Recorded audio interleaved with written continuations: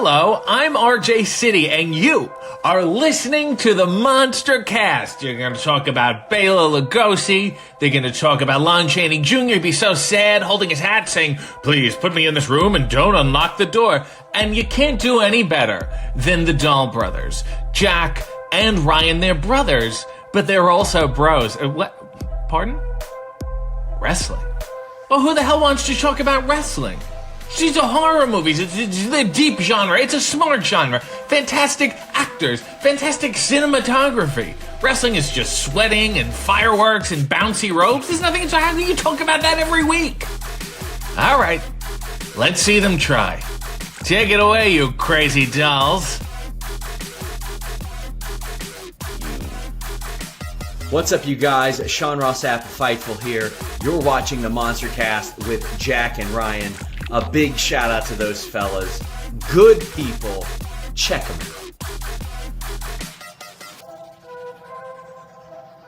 out. Jake and Brian. Brandon Cutler here from AEW, and I hope you guys have an awesome podcast with the MonsterCast. What was that? Your name is Jack and Ryan? Shut up, Jack and Ryan. Wrestling podcast? How fucking original. I guess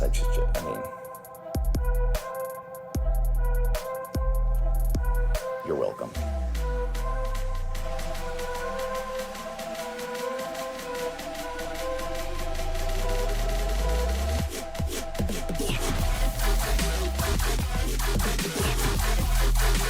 Here's your host of the MonsterCast, the Straight Edge Monster Jack and Ryan.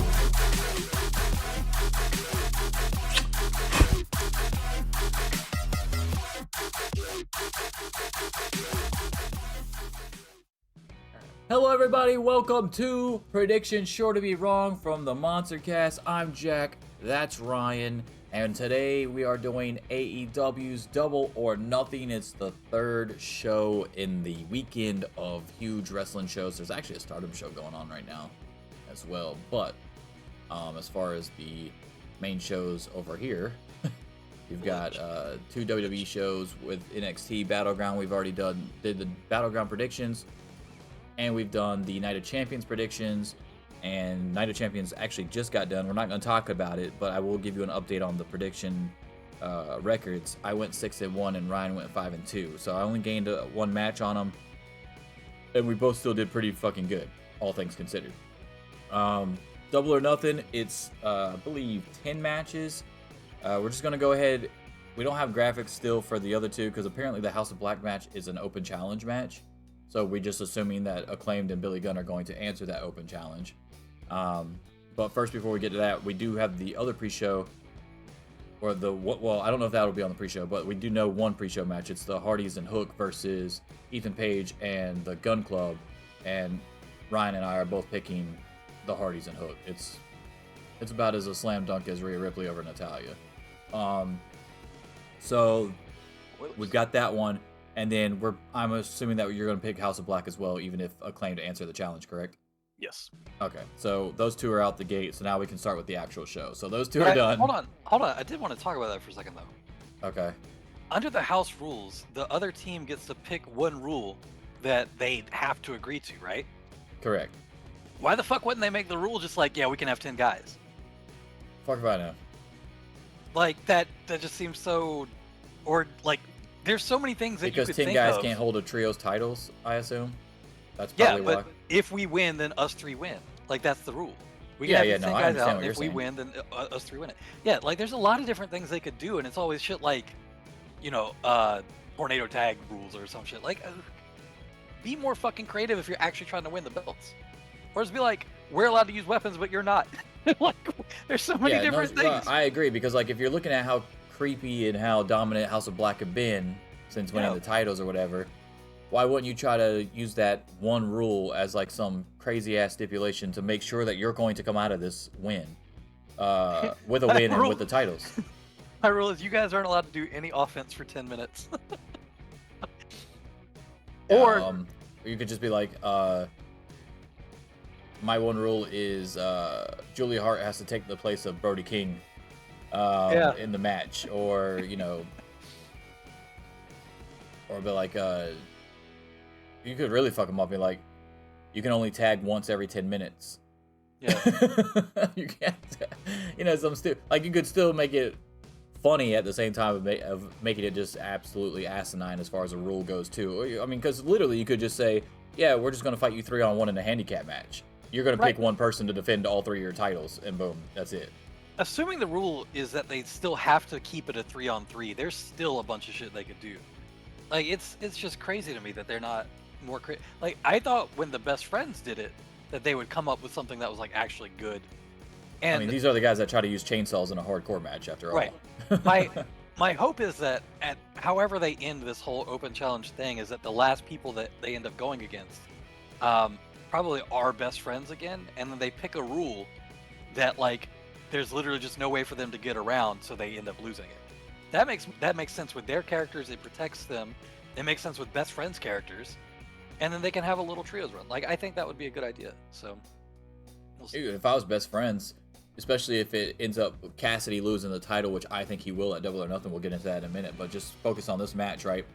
So, like, what if it ends up being the Best Friends and Orange Cassidy again, which is the OG team that we all thought would be a viable option for the trios titles anyway, right? Why don't you just have it where all 6 people, that their one rule is all 6 people have to have their hands in their pockets the entire match. And then the Best Friends can win that match because they have Orange Cassidy, and that's what he's known for, and then boom, they win.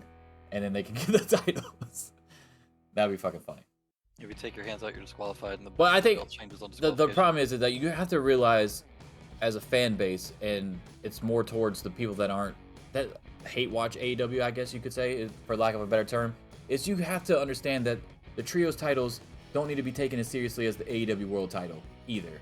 Like, if something like that were to happen, you just need to be like, okay, it's the trios titles. Like, this is the division, crazy shit happens. We had a fucking best of 7 series with basketball music in the background for the Elite and fucking Death Triangle. 2 of the most serious teams out there and well-regarded teams.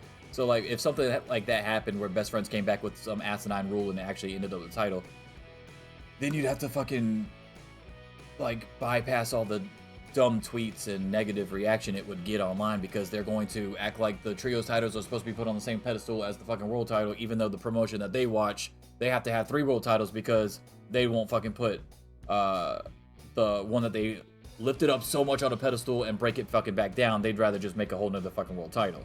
So it only works for one promotion, not the other. It's so stupid. Why I could come back right back and be like, well, why wasn't the 24/7 title taken so seriously? You know, something like that. Because even though something crazy like that could happen with the extra rule involved with the trios titles, it'll never sink down to the level of the 24/7 title. It'll never be that comedic on a continuous basis type deal. But there's always going to be breaks in the action. It's just like when I didn't have an issue with the Guns winning the tag titles, and I said, like, it's fine, like, it's okay. The Acclaimed, just because you're the most over tag team doesn't mean you have to have the titles. The Acclaimed didn't need the titles. They were over before they got the titles. So and after. They're over right now. Exactly. Like, they're over now. They've never really lost any overness from it. So, or from losing them. So, like, that's what I said. The Guns needed it, and then what they needed to do was put it on FTR. Did they put it on FTR too late? Maybe, but they were also going through contract shit and whatever throughout that whole time too. So, but I'm going to House of Black here. Ryan's going to House of Black. We're both going to Hardys and Hook. Let's get to the actual matches that we definitely have listed here and the actual main show here. Let's do it.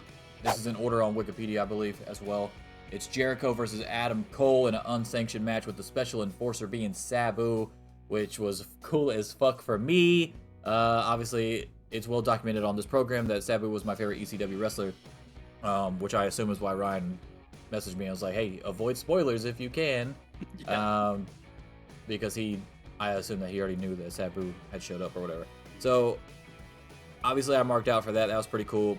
For the people that are saying, I saw a tweet about this is TNA level booking to have Sabu come out of nowhere because he has no connection to it. He literally gave you the connection in the promo when he says that fucking Jericho, it's somebody that Jericho knows very well in fucking ECW with Sabu, and he lived in Las Vegas where they fucking are for a week and a half.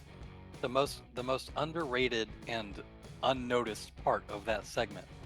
Sabu's music hit He starts walking out. All right, if you're gonna say that, if you're gonna say the Daddy Magic thing where he says, "Do you know this guy?" Yes. Daddy Magic turns to Hilarious. Chris Jericho. Do you know this guy? Dude, that was so funny. I rewound it and showed my friends. It's like, watch Daddy Magic. Watch him. It's so funny. Do you know this guy? Chris, do you know this guy? That's so good.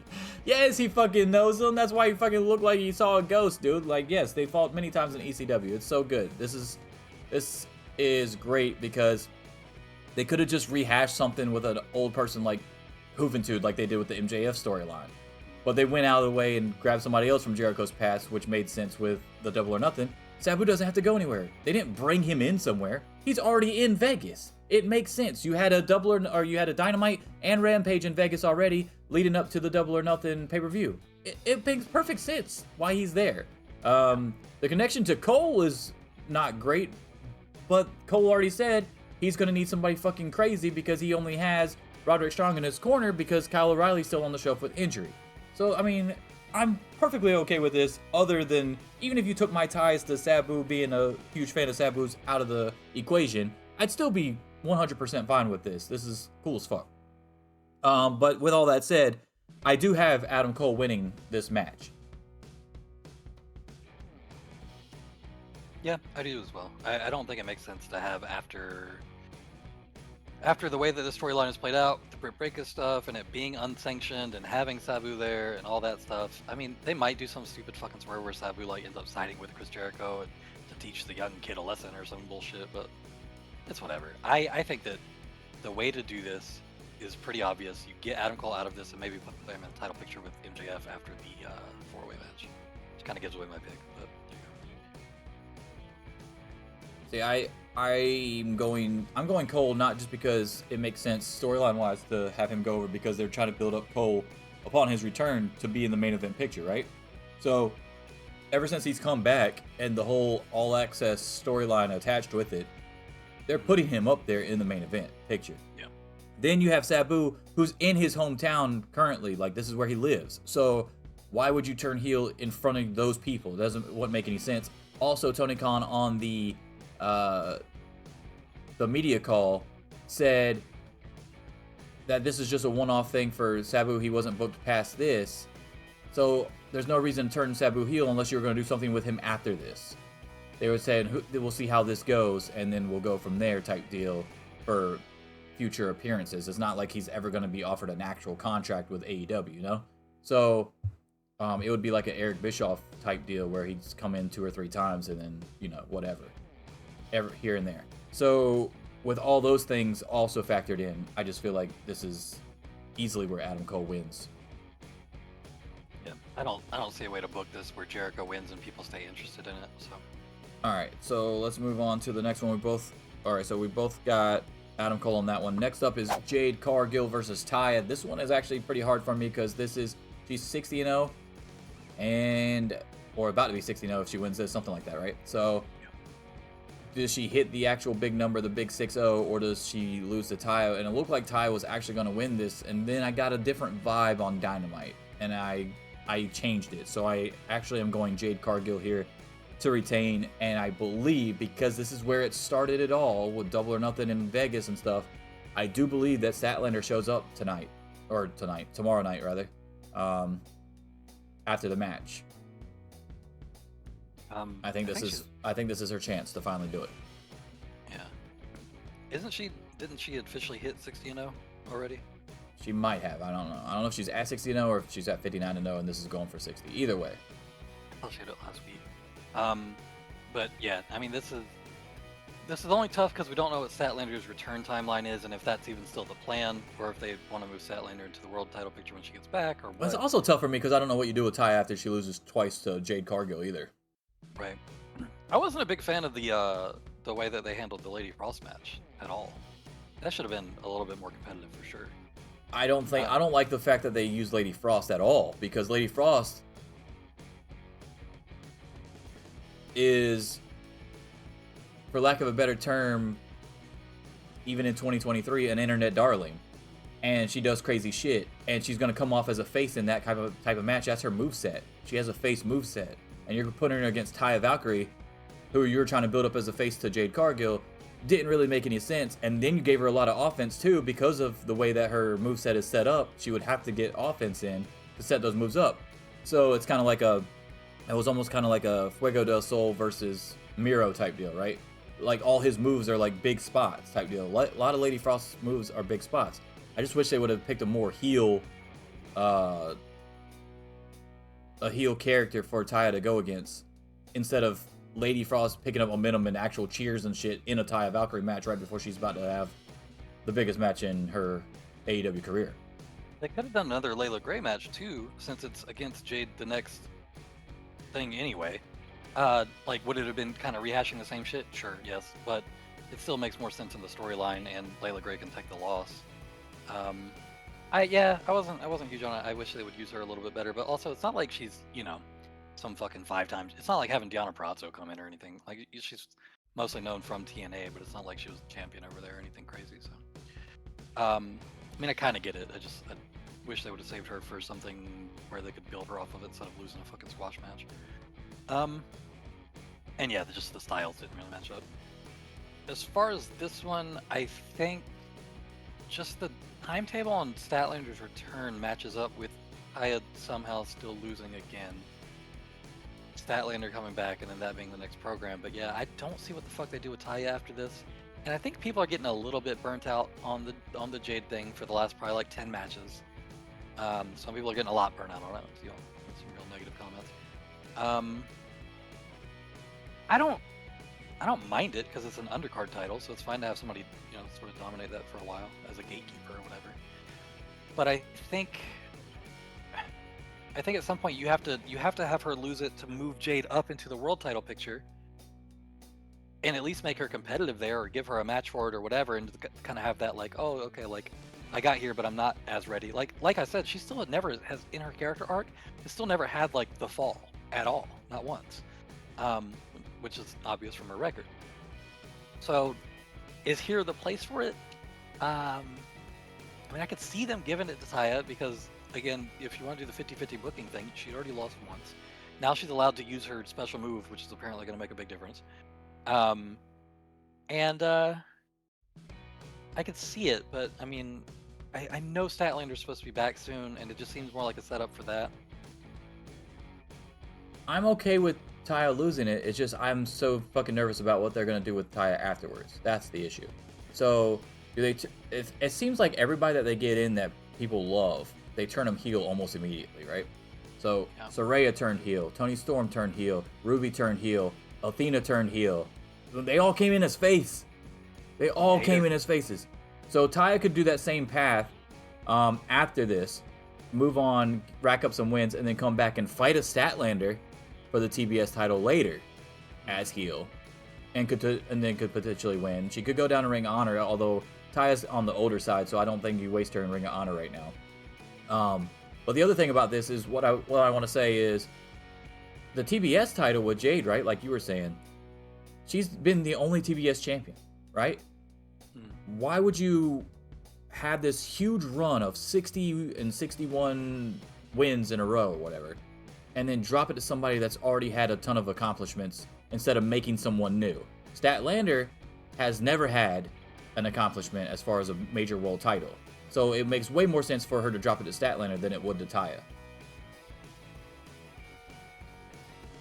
Yeah, I agree. We're talking about Taya's AAA champ, Impact champ, longest reigning Impact champ, Lucha Underground champ. Like, she's won titles on bigger stages. Statlander has not. So if Jade's gonna drop it and move on and focus on something else, drop it to somebody else who has not accomplished anything to help elevate somebody else in the division. Yeah, I mean, that makes sense. Unless they were doing it as like she wins it and then Jade wins it back from her, and then they go 2-1, and it's like I had maintained some credibility, but still, yeah, I don't know, man. I'm gonna say Cargill wins. I agree that there's stuff that they could do with Taya after this, but it just feels like they're setting up the Statlander thing instead. So. All right, so we're both going Jade there. Next up, the Anarchy in the Arena match. A lot of people are saying that this should go on last. I think that depends solely on If they plan on fucking up the entire ringside area and shit like that, obviously. Like, if you're going to take down the ropes and shit like Moxley's been doing in the cage match and shit like that and tearing up the other shit, then yeah, maybe. But they could also play that into a match later with MJF on how he could keep the title, because it would already be fucked up, even though that's technically a no DQ anyway, so it wouldn't really matter. But it's already done for him. It's already fucked up for him. I don't think it'll be the main event. I wouldn't have an issue with it if it was, if that's the way they were going to go. Like, if the entire area just looked completely fucked up at the end of the show, I'd be like, okay, well, that makes sense why it went on last. But if I was Tony Khan, I think I'd still book the Pillar 4-Way last, just because that's kind of fucked up to set up this whole pillar thing and then not have them go on the main event. However, my pick, obviously, for this is the Elite. They've had so much adversity in this build-up, and they literally just got like a little bit back when they cost Claudio and Wheeler the tag titles against the Lucha Brothers for the Ring of Honor tag titles. That's like the only one-ups they've gotten on fucking Blackpool Combat Club so far. Even when Page came back and realigned himself with them, they didn't even get their hands on them. They didn't really get their hands on them like they wanted to. It's like every time the Blackpool Combat Club got on them, they fucking busted them open, fucked them up, destroyed them backstage, stuff like that. Even earlier in that same night that Hangman came back, the Bucks got fucked up again coming into the arena.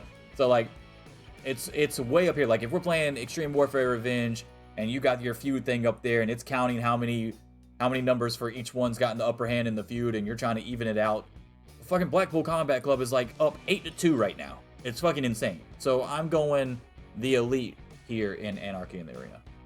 So we're predicting Tony's booking based on what he used to do in video games to win. And what I do currently, yes. Yeah.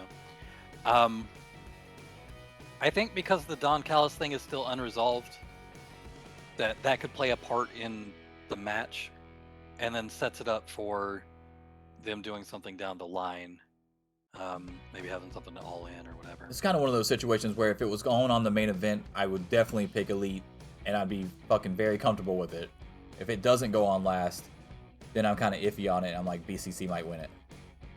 Yeah, so the other part of that is, too, you have to think about, if they're the last two matches, do you close the show with two heels taking away the last two matches? Which is a tough booking decision. There's got to be a buffer in between these two matches. Has to be. Yeah. But I mean, people have all been talking about, All In and Forbidden Door and whatever, but I think they're forgetting All Out is still a thing. Like, they still have to book for All Out as well. So it's not like it would hurt them too bad to take the loss here and then have that advance the Callis storyline. BCC can keep running roughshod and keep playing there like we're the real Elite. We beat them. Play up that whole thing. Keep calling them amateurs. Blah blah blah. Well, I mean, if you're alluding to All Out being where they finally did the blood and guts match and entering Ibushi and possibly Takeshita, a heel Takeshita at All Out, then yes, I'm 100% agreeing with you. And then that's where the Elite would finally win when they get Ibushi on their side too. But that's so many big ifs that I'm just gonna pick in the moment and just pick the Elite right now. But if the Blackpool Combat Club win, I'm gonna be very excited, because then we're kind of more on the path of what you're thinking right there. Yeah. And the other part of that is, too, I don't think a date has really been announced for All Out either. And I mean, obviously we know what All In is because everybody's paying attention to ticket sales. But they keep saying they're still going to have an All Out as well. I think All Out is early September. I'll look it up. Go ahead. Go ahead and tell your pick. I'll look. The only thing that's making me lean away from it is that you would have your last two matches on the card both being won by heels, and I don't think Tony's really big on doing that for pay-per-views.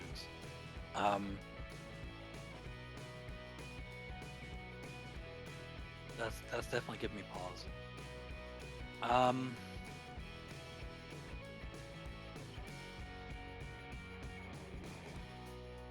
No, I don't see a date for it yet. Maybe they announced All Out tonight, because they like to do that too. They do that during the pay-per-view that they're currently running, and then it'll be like a little teaser trailer or whatever, and it'll officially have the date, and then maybe he'll announce it at the post-media scrum too. That'll be tomorrow, but yeah. Tomorrow, I know. I keep thinking it's Sunday. I don't know why. because we just watched a pay-per-view. That's probably why. Yeah, aside from the two heels thing, everything else makes sense for Blackpool to win here and for them to finish it at Blood and Guts. Because the Don Callis thing not being resolved leaves that open during this match, then opens the door for the Ibushi debut against the Takeshita being involved with BCC because Danielson wants him and Takeshita. Well, I mean, if Takeshita turns heel tomorrow night and then just comes out there and he's the reason why BCC wins, then you have the in for Ibushi. That's what I'm saying. Okay, got you.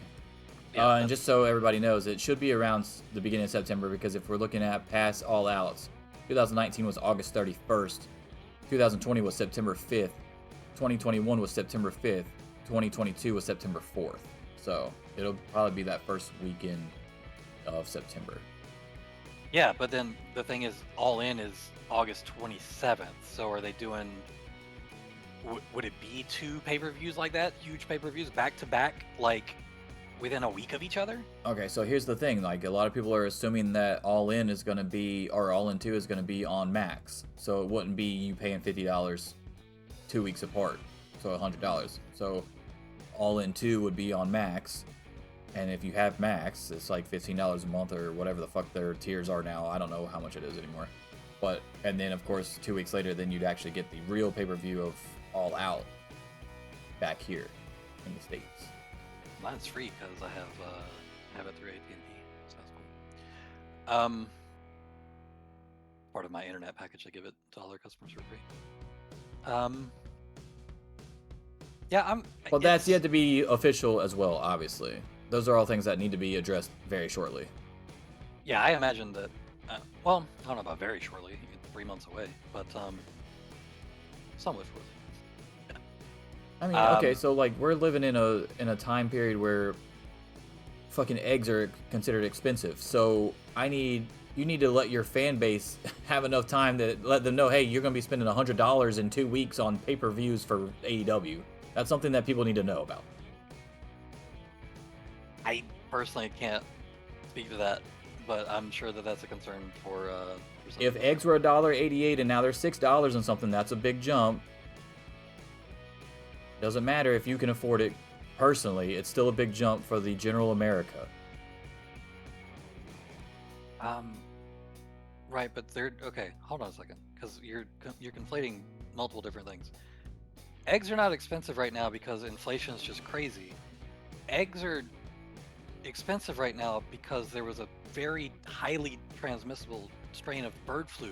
Yeah, I'm aware of why it went up. It doesn't matter. So it's not like everything has gone up the same amount. But everything has gone up, though.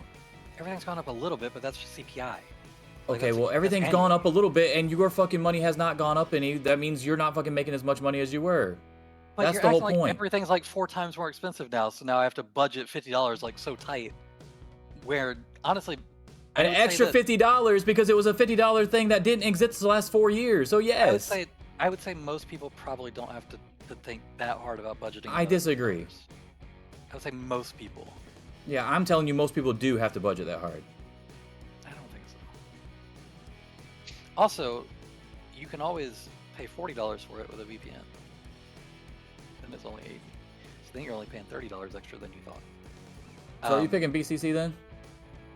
Yeah, storyline wise, it makes the most sense. I don't like picking anything that's assuming that Tony's booking 2 heel wins in a row to close his card, but it just makes the most sense.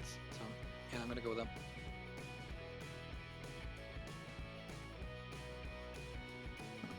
They have to wrap up. Next up, Jamie Hayter is defending the AEW World Women's Championship against Toni Storm. The rumor is Jamie Hayter is legit hurt, and that they're gonna have to drop this title soon. So I mean, can't do it any more soon than tomorrow night. I've got Toni Storm winning. It does seem pretty out of nowhere, and then with the injury rumors, it does sort of seem like that's what they're doing. So I'm gonna agree with that. The way that it all just kind of came about seemed really sudden. Seemed like they found out, okay, we're gonna have to get off of her so she can go get a surgery or whatever the fuck. I don't think it's public what the injury is yet. But apparently it's not severe enough that she can't still do a match, but it is severe enough that you know, they're It's gonna severe enough that they kept her right. out of matches that she would have been in because she would have been Right. teaming up with Britt Baker instead of Hikaru Shida. So Right. Yep. So I will also go Tony Storm here. Otherwise, just this coming out of nowhere like it has doesn't really make sense. Do you think Storm is a weird choice though? I think 'Cause that I think Storm is a great choice because it's somebody that she's familiar with and is probably gonna somebody that she can trust in this situation where she already has an injury, so she's can be better protected first of all, and they've already had a banger. So even if this one doesn't go that well, you can still go back and watch that match in the history books and be like, every time they fought each other, that sucked. Which is not the case because they just had a fucking amazing match. So that sucks because I don't think this one will be as good because of the injury, but I think because it's Tony and Jamie and they know each other so well, it can still be a solid match. Kind of like AJ and Seth, for instance.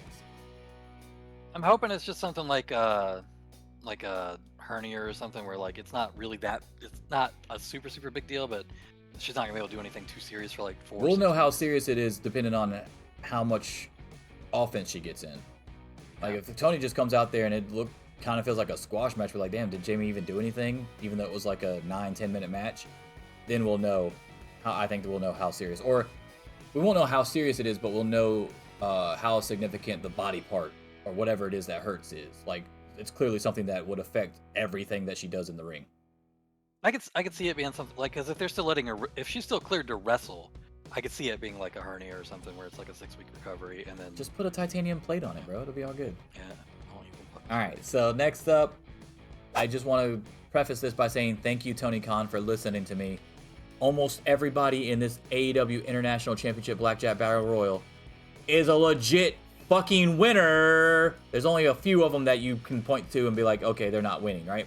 So check this out. So thank God QTV got taken out of this shit. All right, so these are the people that are in this match now. And they've all been announced, so there is no surprises unless somebody gets hurt backstage on the pre-show or some dumb shit like that. They got Butcher and Blade, which aren't going to win, but I love Butcher and Blade, so I don't have an issue with that. The only two I really don't think are going to have a chance at this is really like Lee Moriarty and the varsity athlete guys, Tony Nese and Davari, right? But you've got the best friends in there. You got Kip Sabian, who I really like in there. You got Keith Lee. You got Juice Robinson. You got Jay White. You got Ricky Starks, Brian Cage, Swerve, Penta, Phoenix, Bandito, Commander, Big Bill. Like, what the fuck? Like, they actually put some fucking people in here that have like legit shots to win. I'm actually going Jay White. I've been on the Jay White train for a while. It was down to him and Kip Sabian, but then when I saw this graphic go up and I saw Jay White was in it, I was like, sorry, Kip. I'm going Jay. I want Kip to win it eventually. I really like what he's got going on with the Butcher and Blade stable and Bunny and Penelope Ford. I think that stable is great. I think it's underrated. I think they should get more TV time and some dubs to help their fucking stable. But Bullet Club Gold, dude, the AEW International Championship, which means he could go to Forbidden Door and it would make sense. He could go to Wembley and it would make sense. He can go back to New Japan whenever he wants with that title and it would make sense. He could have a long reign and it would make sense. No. Hold on. No. Jay White cannot go to New Japan. That was the stipulation in his match with Kingston. He can go. No, He can go. Eddie Kingston will sue him in He a court can of go. law. Oh yeah, I'm sure Eddie Kingston would sue him. Cody couldn't win the AEW World Title either. All right, so anyway, I'm picking Jay White here for sure. My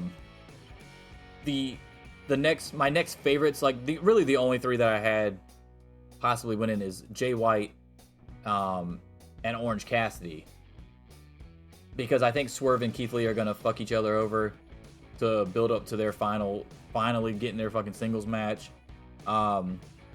And then like Kip Sabian was like an outside pick for me that I really wanted to see win, because he has a lot of help in the match. Obviously, he's got Butcher and Blade behind him, so he can get some help in the match and do all the dirty work for him type deal. But yeah, I don't see how it's outside of Orange Cassidy and Jay White. You'd have to pull some strings to try to make it make sense.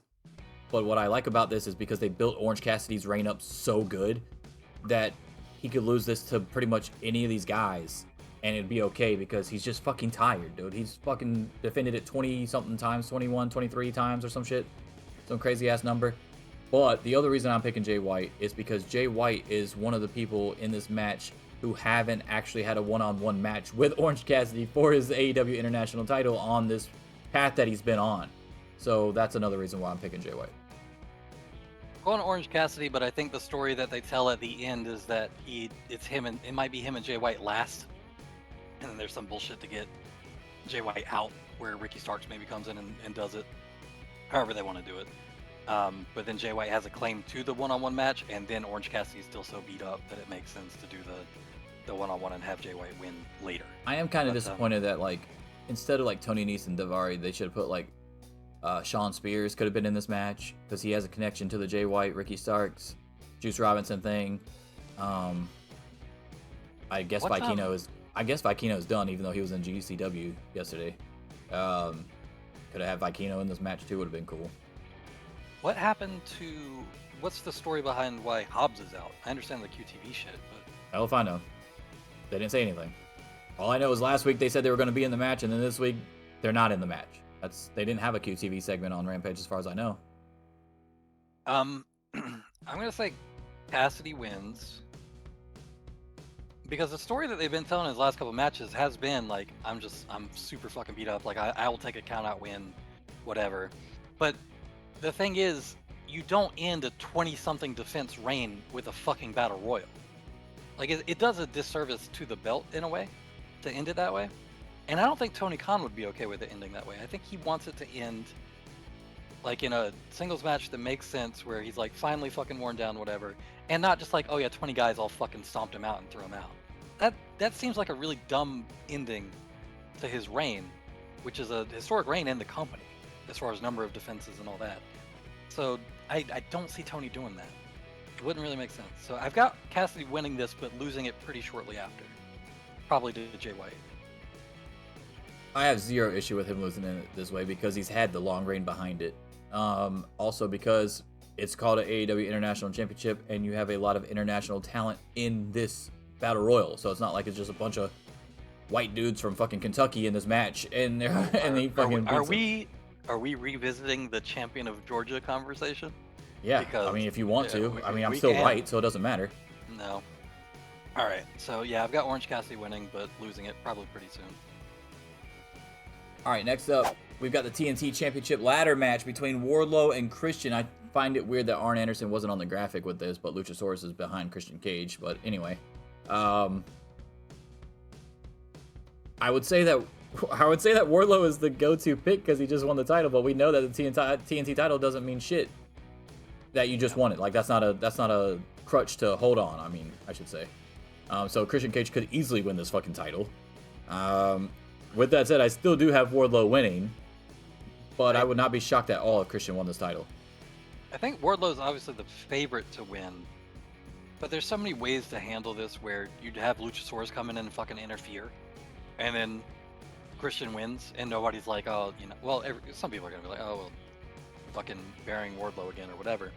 You know what they should do? You know what they should do? They should bring Marco Stunt back right here. Marco Stunt was a guy that Wardlow fucking squashed how many times when the Jurassic Express was fucking faces or whatever. Wardlow used to destroy him, right? Yeah. To have Marco Stunt come out here and go against the heel Luchasaurus to stop him from getting involved or whatever and helping Wardlow win would be fucking hilarious. And I also love the connection that it would have to Double or Nothing because this, like everybody says, this is where it all started. And Marco Stunt was part of the original roster for AEW. Alternatively, you have Marco Stunt come out and fuck over Wardlow to help his old buddy Luchasaurus to get back at Wardlow for all the times that he fucking power slammed him. But I don't know what you do with him after that. I think Wardlow's the favorite, but I kind of just want to pick what I want to happen here, so I'm going to pick Cage. I want to see him be a TNT champion. I think he would make the division relevant again in a way that Wardlow hasn't been able to. And no hate on Wardlow, they just didn't strike while that was hot, and then after that it kind of fell off, and he can go do some other shit for a little bit, maybe set up the Four Horsemen thing that they're trying to do with him and Arn and FTR and all that. Give that some time to brew, maybe put them in some trio stuff. But I think Christian Cage holding the TNT title is a lot more interesting for that division going forward. You do run into the problem of having too many heel champions right now. if you do that. But I mean, there's still Orange Cassidy, I guess, and FTR as tag champion, so maybe not. Yeah, I'm gonna say Christian Cage. I'm not this out of all of them. This is the one I'm least sure of, and the one I'm pretty sure I'll probably get wrong. But I'm gonna pick Cage because I can see it happening. I mean, you could get it right because I do believe that he also fits into the timeline of this alternate universe where Collision exists, and the TNT title is going to obviously be on Collision because that's the TNT show, right? And Christian can easily work with Andrade, Miro, Punk, stuff like that, and not having any issues because everybody respects Christian. And just having another big name over on that show would make a lot more sense than having Wardlow over there if you're trying to sell the show. Gives Edge something to do in about 4 months, so we'll see. So I don't think it's that crazy of a pick, honestly. I think you might actually get it right. Next up, speaking of FTR though, there's no way they lose these fucking tag titles, right? Unless Mark Briscoe turns heel, which is, I've been saying that on the show for a couple weeks. I was like, don't be shocked if Mark Briscoe turns heel. He slapped the shit out of everybody on Dynamite. That was fucking hilarious, right? He slapped the shit out of Jeff Jarrett, except for Jay Lethal. He didn't slap Lethal, yeah. Yeah. But he slapped the shit out of everybody. That's so funny. I still do have FTR winning this match though and retaining their titles. He didn't slap Cash, to be fair. He just slapped Dax. And Cash kind of pushed him off. I think if this were 10 months into their reign, you could make an argument for Lethal and Jarrett winning it here with some Mark Briscoe bullshit. Right after they just won it, pretty much their first major program after, I don't see that happening. I think FTR takes this. I think it's pretty clear where the booking's going. I mean, unless they only got 4 years to work here. Maybe they're just going to pull like a Charlotte WWE thing and try to give them the mini reigns as tag team champions as possible. Listen, when Jarrett and Lethal won the tag team titles that one night, I was a lot more okay with it than I thought I was going to be coming into the match because I was just like, that's fucking hilarious. I don't think it makes sense here though. Yeah, so, this one might actually like make me like kind of pissed off. Like, really? Yeah. That's what we're doing. Yeah, I'm gonna go. Just brought them back. You waited till you got their names on the dotted line and then try to fuck them over. That's what it's gonna feel like. Right. Now go out there in these fucking weird colored outfits. Nah. Yeah, I'm gonna go FTR on this one. All right, and finally the 4 pillars AEW World Championship match.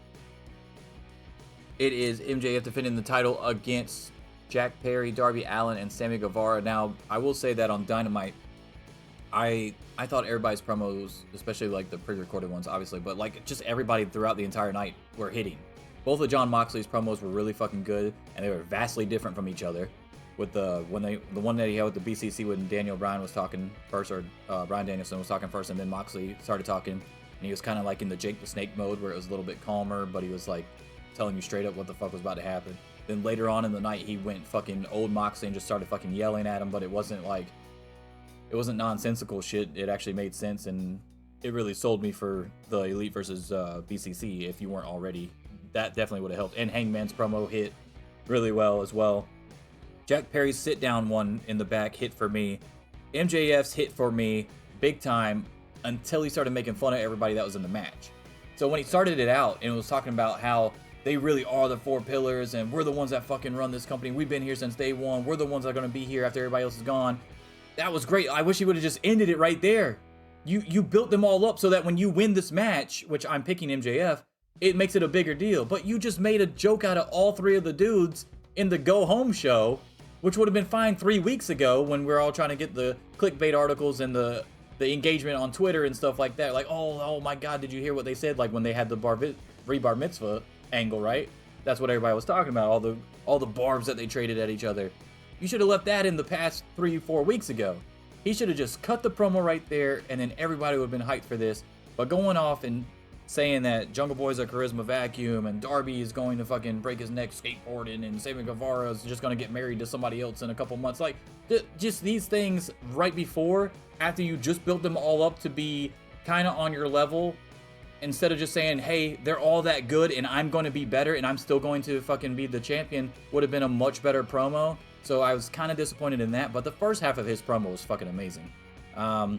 Darby, when he came out and was talking shit back to him, it was pretty good. It wasn't anything like, it wasn't like 5-star promo or anything, but it served its purpose. And then when all three of them were out there to do the whole, oh, it's us three, we got to make sure he doesn't get it, which we all know is going to fucking fall apart once the bell rings. Which is, I believe, what they're going to play up to this. I just find it hard to believe that MJF in a no DQ 4-way match isn't going to find a way, when he has the Dynamite Diamond ring again, still, is not going to fucking hold on to this title. There's no way, right? There's no way he's losing this title. No. The only one that you could possibly put it on that would make any sense at all would be Darby, and even that doesn't really make any sense. As far as all the promos hitting, dude, Darby's never hits for me. I don't know what it is. It's like the whole, and I was in art school and I dropped out of college to come be a wrestler, and everybody told me Do you think it's weird? Do you think it doesn't care? But do you think it doesn't hit for you because he starts his promo out every time in the past and doesn't even like actually build up to why he's talking about the past? It takes him so long to get to his point. Like, it's like, because I swear to God, in the promo when he came out to talk to MJF, he literally started out with like, back in 2010. I'm sitting there like, what? Why are you starting the promo out that way when this dude just ran you down?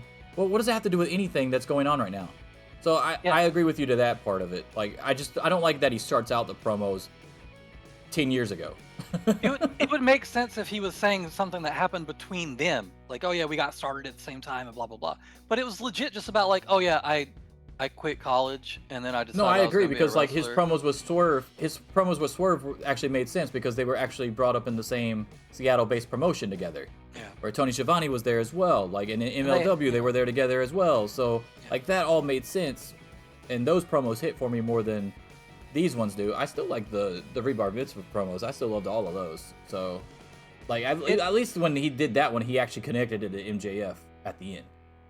It also doesn't hit for me because it's like, it doesn't make it sound like it takes a lot of like lifelong dedication to do it the way that he words it. He's like, yeah, everybody told me I couldn't be a pro wrestler and I was in art college and then I quit and now I'm here and now I'm supposed to be like a credible threat.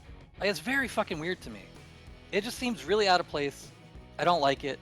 It's like if it's the same thing that Sammy does when Sammy's like, yeah, I was working at a restaurant and then I wanted to be a wrestler and I followed my dream. Like, bro, if half the people that I see in fucking Firehouse Subs can quit anytime and they go be fucking pro wrestlers, it doesn't seem that special anymore, okay? So you gotta stop saying that shit. Yeah, like, the Whataburger and Subway references from Sammy doesn't hit for me because I'm like, dude, like no one ever said that was gonna be your career.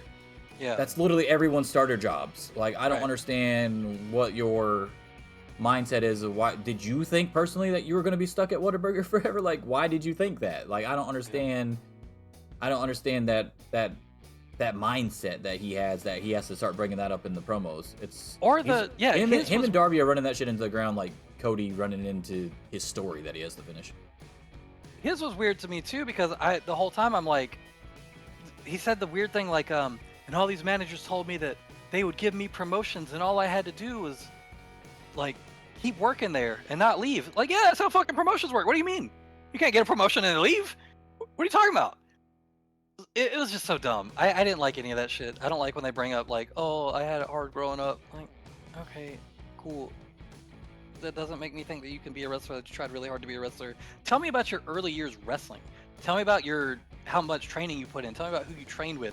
Tell me about matches you've had with fucking legends that I might have heard of in the past when you were just starting out and they fucking stretched you out and like you got fucked up and had to recover and thought you were gonna quit. Like, that kind of shit makes sense. Don't tell me about your fucking fast food job. Yeah, that's when you were why 17. MJF's promos, when he talks about his past, hit. Yeah. Because his is actually shit that, like, actual fucking adversity that he had to come over, like, get through, rather. Yeah. Overcome. So maybe that's why they're not working for me, but every time you're like, oh yeah, they were so good, and I'm just like, whatever. Like, they delivered them fine. I just don't care for the content. It's boring to me. As far as this match, yeah, I think it's pretty obvious that MJF is winning this. I don't know how you book this any other way. You could do Darby. You could have the big Darby swerve, kind of like they did with Samoa Joe, and then he loses it again pretty soon, but I don't see them doing that. Unless they're really desperate for something to set up at one of the next pay-per-views, but isn't the next pay-per-view Forbidden Door? So they wouldn't do it there. And then after that, it's going to be crazy because I don't know if MJF is going to want to wrestle at Forbidden Door because he don't like New Japan.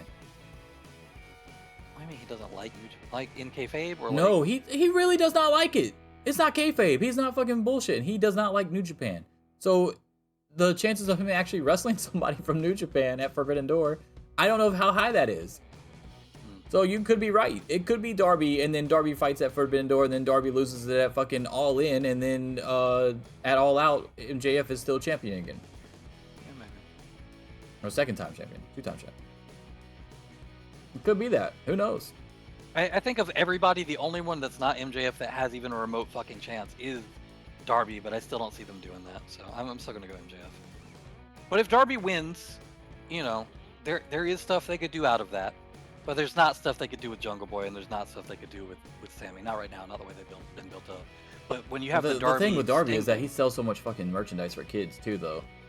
Like that's another thing you got to take into account. Sammy Guevara and Jack Perry aren't touching MJF and Darby Allin merchandise for sales right now. What fucking merchandise are you gonna have for Jungle Boy? Fucking loincloth? So the other part of this too is that Sting is obviously in his retirement year. And if they do want to do an angle where Sting is making sure Darby's ready and, you know, strong enough to keep it and all that shit, they could do that by having Darby win the belt. But I think telling that story takes longer than they have for the matches where they will eventually revisit the MJF Punk stuff. So it doesn't really make sense on the timeline. So I don't There's think a lot they of do that people story out there with in the UK that want Sting to have a match at All In. I wouldn't be opposed to MJF versus Sting at All In for the title, and then obviously MJF beats him. And then like Darby tries to avenge him after he beats Sting type deal. Like, okay, like you were saying a few months ago, that Sting would be his final test, that he's ready. So you overcame the guy that mentored you or whatever. Now you can go take the fucking title off of MJF. Yeah. And that wraps up Sting's career pretty nicely too, as he passes the torch to the new guy.